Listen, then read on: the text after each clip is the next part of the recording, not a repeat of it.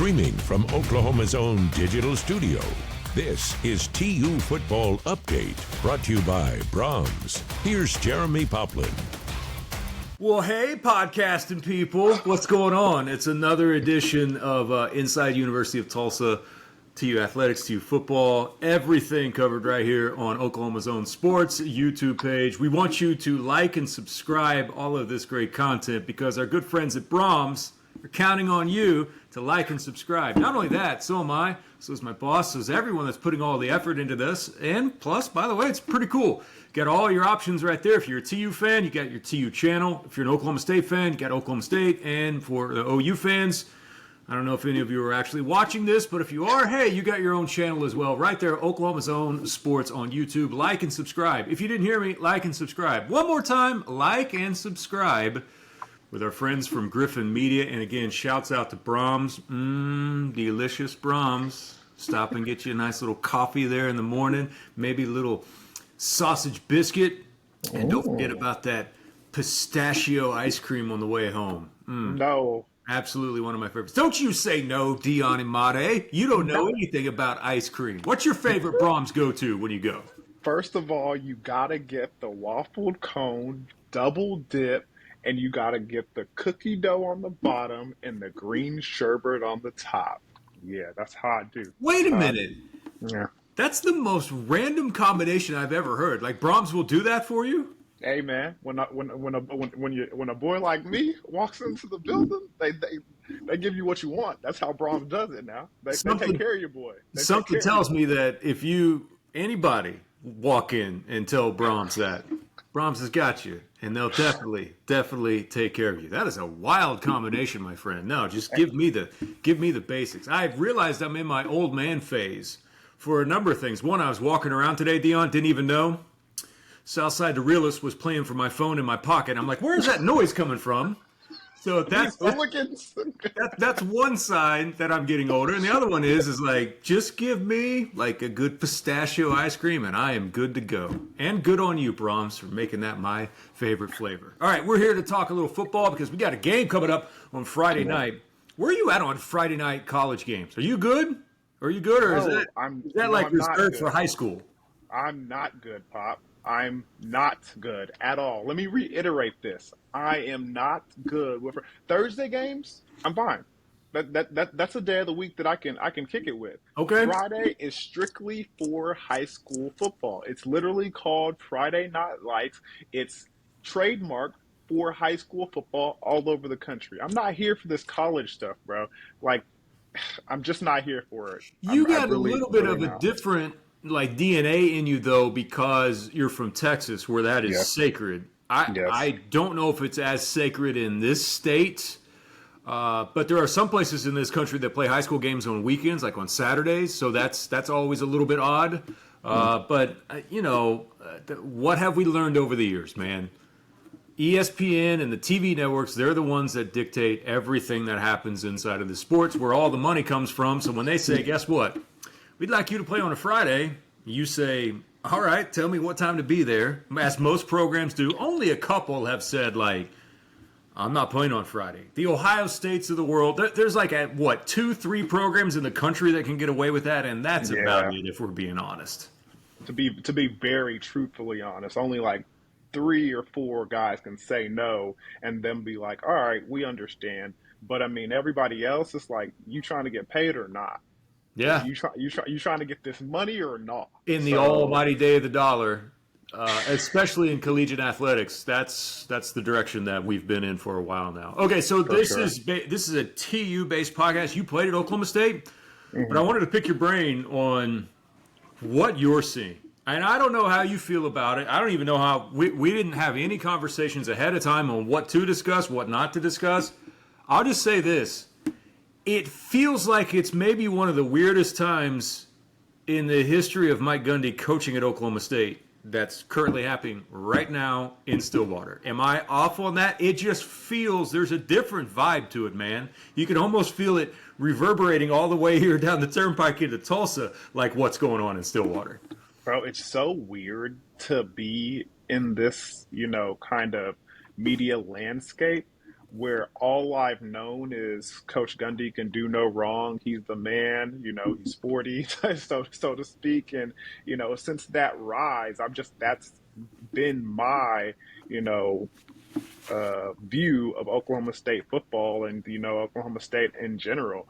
So to be a part of a situation where we've seen it before, I'm sure you've seen it a lot, Pop, in your time of covering sports and college football, where people aren't happy with the head coach and they're not happy with the program. And as far as like, being used to winning, and then college football changes, and now you're on the kind of the downside of it, from you're trying to figure out how things will work and everything. But you know what? Like, it's so interesting how people forget.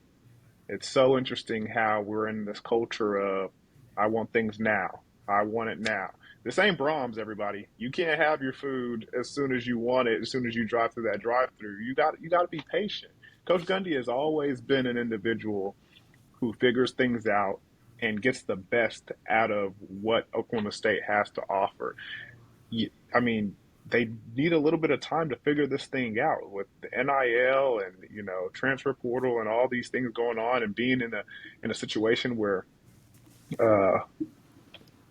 program wise, we're not one of the haves, okay, and we're not a have not. I'm not going to go that far. Yeah, we're not one of the top 5 programs that can get money out of God knows where and just put together a team. That's not that. So you got to give your coaching staff a little bit of time to figure things out. And it's just unfortunate that he's kind of taken some of this heat. But I mean, so that they have no one else to blame.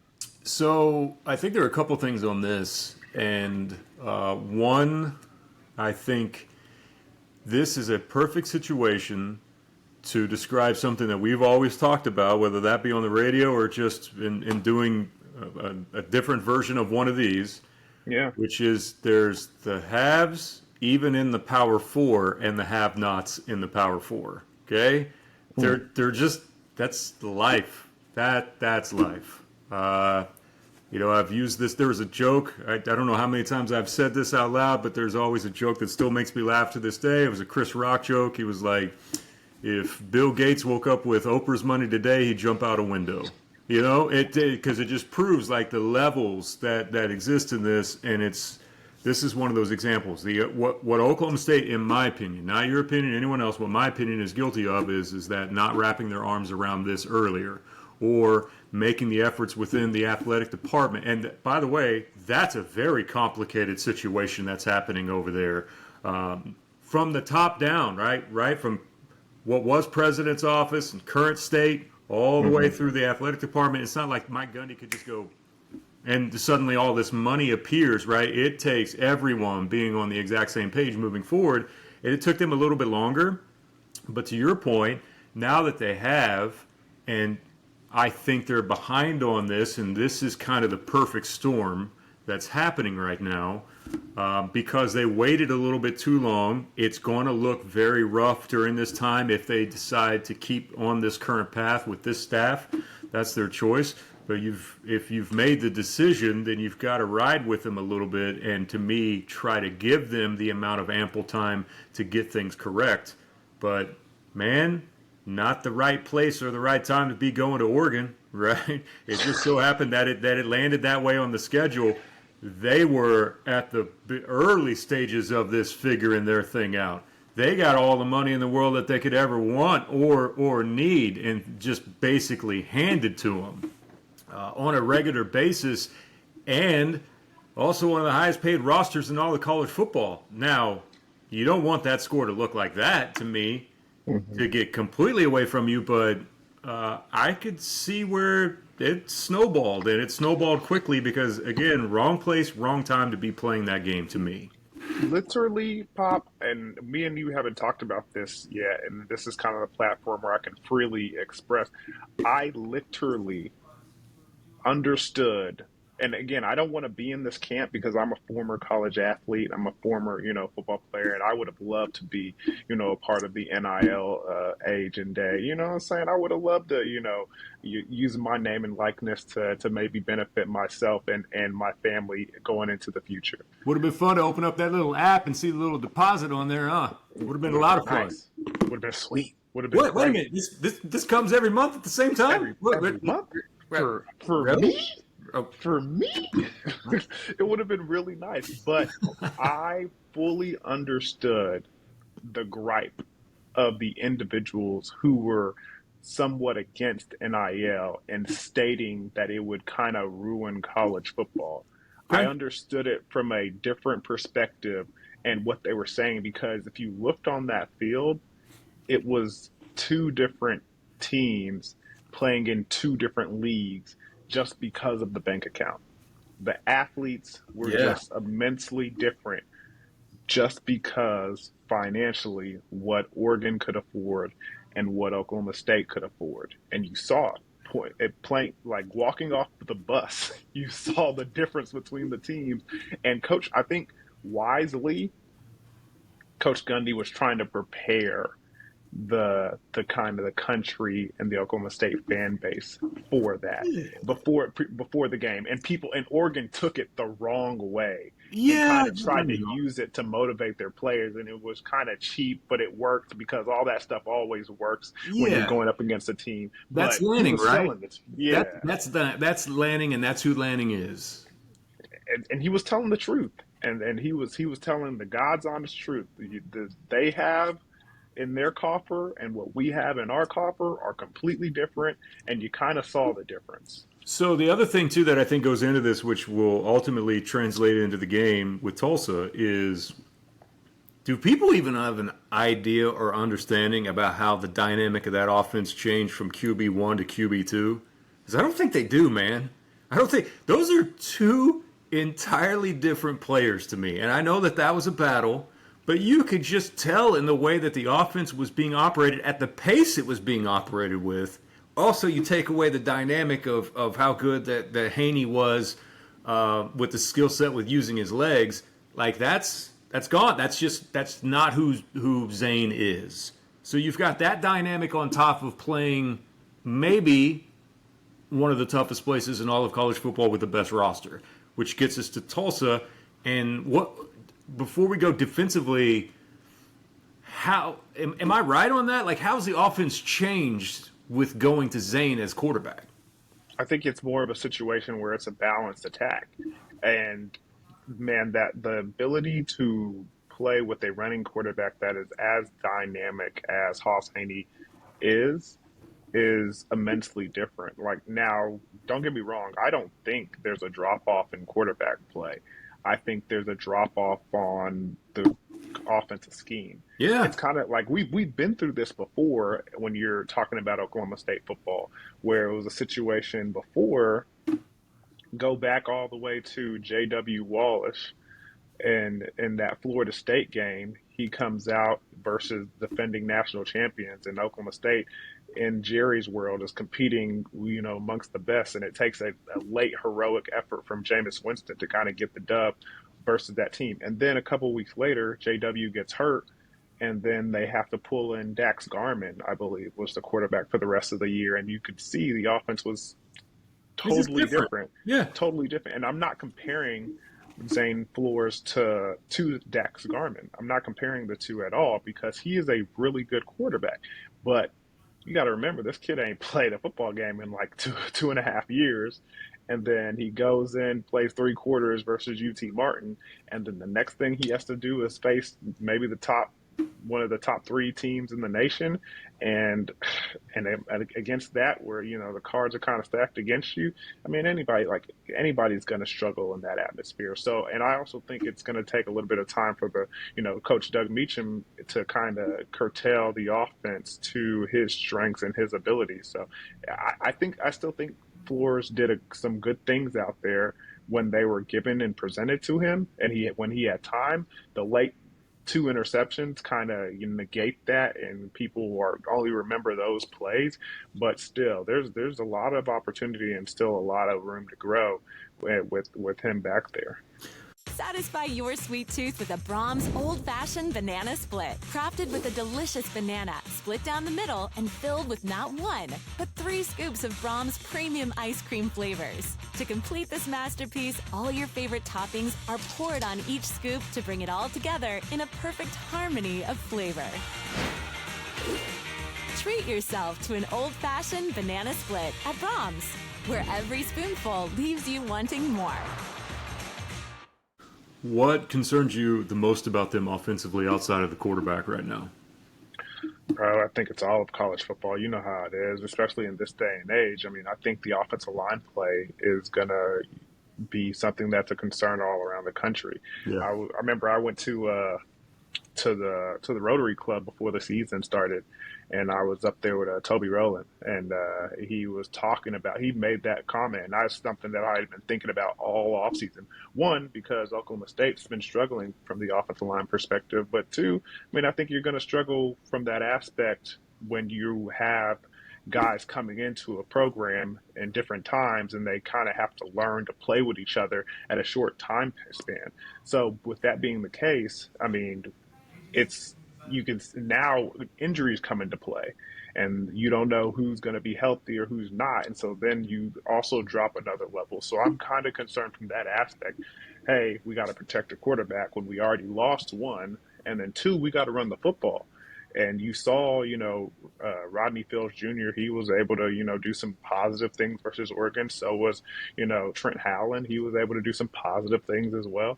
So hopefully we put together a group up front that can protect those guys and open up some holes and be able to move the ball down the field, because we're going to need it not only on Friday, but also with Big 12 play coming up. This is like my 4th podcast of the day, so apologies if things start to run together. But it seems like that both of these teams have at least some of the same concerns.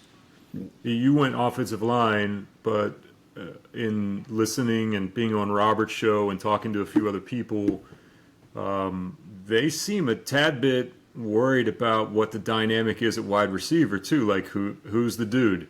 Who's going to go and make plays, which hasn't necessarily been a problem for them in the past. I mean, you think about the guys that they've had at that position for a while now, and now you're looking around and you're like waiting on someone to take that next step forward. They haven't been able to push the ball down the field. Some of that's because of the quarterback situation. What's your take on the wide receivers right now for OSU? I think it's exactly what you just said, the quarterback position. I think it's one of those situations where in fall camp and also spring, you got two guys competing for, a starting job. And so you don't work the complete timing. You're still working with two instead of kind of focusing on one and getting your timing down. And then on top of that, you got guys that, you announce the starter, you get the practice with him, and then this other guy comes in. And so it's a complete change. Now you're also talking about the element of a majority of these wide receivers are new to the program. So that time has shrunk. So it's just everything has shrunk as far as the ability for these guys to create some continuity down the field and be able to kind of make plays and get that timing together. So it's going to take reps. It's going to take some time for that to kind of get built. But once it does, I think there are some individuals who are talented enough to kind of raise some eyebrows and make some noise in the Big 12. I can't believe we've already been going this long. I just looked at the timer, but that's what happens when you get both of us together. So very true. From a defensive standpoint, they make the change at coordinator, and what's your take on what you're seeing out of them defensively? Because when they made the change, and you look and it's Todd Grantham, the first thing that pops into my mind because of his background is, oh, that dude is going to blitz the you-know-what out of you, because he comes from the Vic Fangio, Dom Capers tree from the NFL. Like, he takes a lot of what he's done and built his defense that way. He's primarily been like a 3-down guy, but instead of like 3-down 2 gap, it's been like 3-down 1 gap. But then I asked Coach Lamb about it at the press conference on Monday, and he was like, yeah, he's doing like a lot more four-man now up front. So is that what Gundy's talking about with simplification of what they're just trying to do right now because of the changing dynamic of college football? Should just get good base stuff down before we get into year 2, 3, however long that he's there, before you start adding the complicated elements to this? I think he's already adding the complicated stuff, Okay, man. So all right. he's already adding the complicated stuff. I think it's more of a situation where you try to put your best dudes on the field and play and coach and play with what you have. I think the defensive line, they brought in a lot of dudes that are going to be able to get after the quarterback. Well, that's his bread and butter anyway, right? Yeah. I mean, yeah, like he loves that. And so you see from the portal, that's what they kind of went out and got. They got a defensive line that can kind of get after the quarterback and be aggressive. I mean, all those guys are pretty impressive from that standpoint. Now the question is now how do you hold up when you're against the run? Because we've seen you get after the quarterback in the past. We've seen you make some plays, but can you hold up in the running game? And can you keep those linebackers clean and to eat up those double teams so they can run to those gaps and free and willing? That's the question here. I see I see what Todd Grantham trying to do. I see what he's trying to execute with the secondary that they have and with the defensive line they have. They can hold up in the passing game. They got the dudes on the back level that can kind of go 1-2 deep. They got the guys up front that can get after the passer. They got those packages and those blitzes in there. The question is, in the running game, can you hold up and can you keep offenses from getting 4 yards a pop? So what's he doing on the back end, Deion? Are we seeing some man concepts? Is he playing a version of cover 3? Like, what's happening on the back end since his primary focus has been on that defensive line? That's the thing. The early in the season, I don't think he's shown everything that he wants to show on that back end. So we're seeing a lot of zone. Okay. But they got the dudes to play man. Again, they have a number of dudes that can play. In the first game, I saw a platoon of safeties come in where there was one series there was 3 safeties, and the next series was another group of 3 safeties, and I didn't see much of a drop off there. So they got dudes that can play and play in depth, where in the fourth quarter they're still out there fresh. Yeah, and McCoy, the linebacker, he's in the top 10 in the country in tackle. You got 2 dudes that are in the top 10 in tackles playing on Friday night. So Ray Coney, the linebacker from Tulsa, who wears 0, is number 2 in the country right now in tackles. Then you got McCoy, who's 8th or 9th on that list, something that I saw. So you got some pretty active linebackers that you're going to see on display. Both of those dudes can run to the football, man, and all it will take is, again, to allow them to be free runners. I know you want to play physical football and butt and get off and all that good stuff, but bruh, I want to see linebackers go downhill and fill that A gap, fill that B gap, and get to the outside, run sideline to sideline and make plays. And you can't do that if you got 300-pound dudes in your face all the day. Man, I want to see that star coming straight downhill and smack somebody, man. That's what I want to see that. By the way, you'd love Ray Coney. One, because he's all over the place, right? Yeah. He looks the part, too. You'll see him and be like, okay, all right. And then here's the real reason why you love him. One, he does his own music, and it's pretty damn good. And the second one is, you know how we do it at Media Day sometimes? You try to think of weird questions. So I was like, all right, who can hoop on the team? Who's the best basketball player? And he kind of thought about it for a minute, and he was like, he started to name someone else. He goes, no, man, me. It's always me. Awesome. This is the best. I was like, all right, you don't have to go any further. You don't have to go any further right there at all. So he's the rapper of the group, huh? Yeah, and it's actually, you know what? I'm going to go back and find the link and send it to you so you can listen, because he played some of it for us at Media Day, and I was thinking, how you just have this perception sometimes of, I don't know, I picture me, when I got fired the first time doing a podcast from my closet, hugging in the closet, and it's all echoing stuff, and it was I heard it, and I'm like, dude, you produced all that? He was like, yeah. So it was kind of shocking, just the quality of sound on it. There's always a makeshift studio in every locker room. There's no doubt. There's no doubt. Final one on this before I let you go. I have no idea.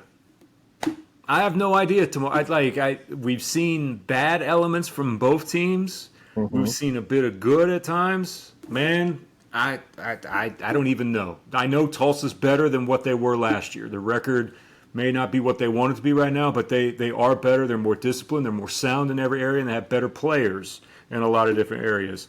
I just don't know how tight that collar is right now around Oklahoma State, if that makes sense. I know they feel like they got to be backed into a corner with all the noise that's happening around there. That either means you're going to come out and you're going to play very well, or if something goes wrong, that collar keeps getting tighter and tighter. And who knows where we're at. I don't have a feel for this one way or the other.